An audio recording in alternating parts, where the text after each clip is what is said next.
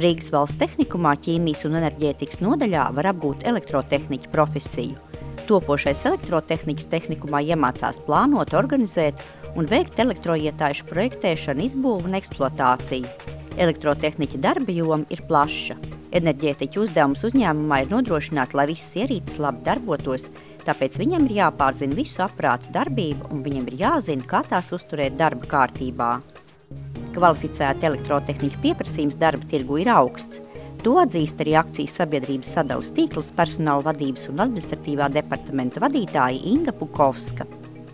Akcijas sabiedrības sadales tīkls ar Rīgas valsts tehnikumu sadarbojas jau 5. gadu. Tad, kad praktikanti atnāk pie mums uz uzņēmumu, mēs viņiem pirmā lieta, ko stāstam, ir, ka karjera mūsu uzņēmumā ir atkarīga no tā, kā viņi pie mums strādās praksē.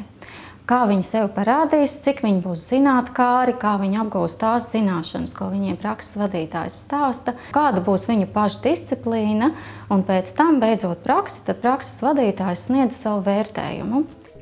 Rezultātā viss būs atkarīgs tikai no tevis, jo, ja tev būs interese un atbildība par savu darba rezultātu, tu spēsi sasniegt savas karjeras augstākās virsotnes.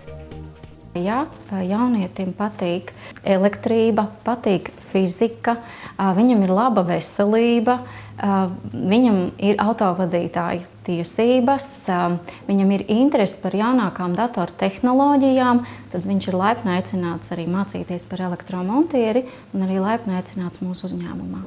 Rīgas valsts tehnikums sagatavoja elektriķus darbam ar elektroietējušu eksploatāciju, montāžu un elektropiedziņu procesiem saistītos uzņēmumos.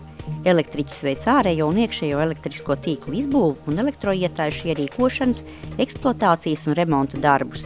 Elektriķa zināšanas un pamatprasmes ir nepieciešams nosacījums sagatavošanai konkrētai darba vietai, elektroenerģijas ražošanas, elektroapgādes, elektroietējušu ierīkošanas uzņēmumos, kā arī tālākai profesionālai specializācijai un kvalifikācijas paaugstināšanai.